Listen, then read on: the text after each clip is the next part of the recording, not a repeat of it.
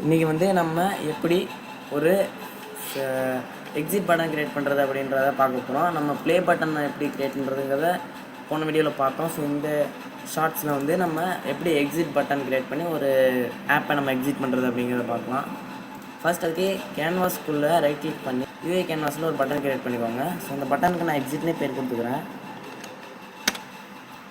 அப்புறம் அந்த பட்டன் எனக்கு தேவையான இடத்துல அரேஞ்ச் பண்ணிக்கிறேன். ஓகே, அப்புறம் இது சும்மா வெறுமந்தியாக கிடக்குன்ட்டு இதுக்கு ஒரு மெட்டீரியல் கொடுத்துக்கிறேன்.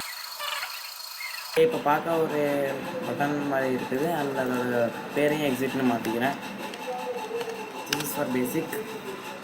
அண்ட் இந்த பட்டனை கிளிக் பண்ணிக்கிட்டு இதோட ஆன் கிளிக் ஃபங்க்ஷனில் ப்ளஸ் ஐக்கான் கிளிக் பண்ணிக்கிறேன்.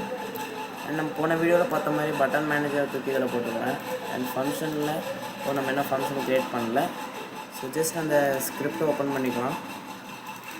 இந்த பட்டன் மேனேஜருக்குள்ளே இருக்க ஸ்கிரிப்ட் இதில் வந்து இப்போ நான் டைப் பண்ண போகிறது பப்ளிக்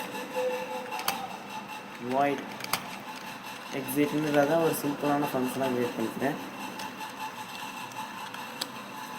ஸோ இந்த எக்ஸிட்டில் நம்ம இப்போ பண்ண போகிறது ரெண்டே லைன், ரெண்டே வேர்ட், அப்ளிகேஷன் டாட் குயிட்.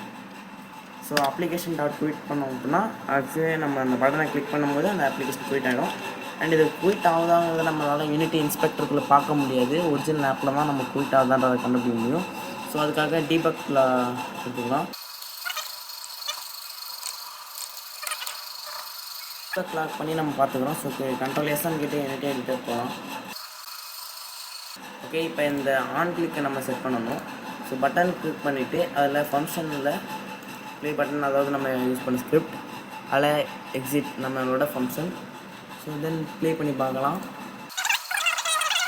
முடியாது.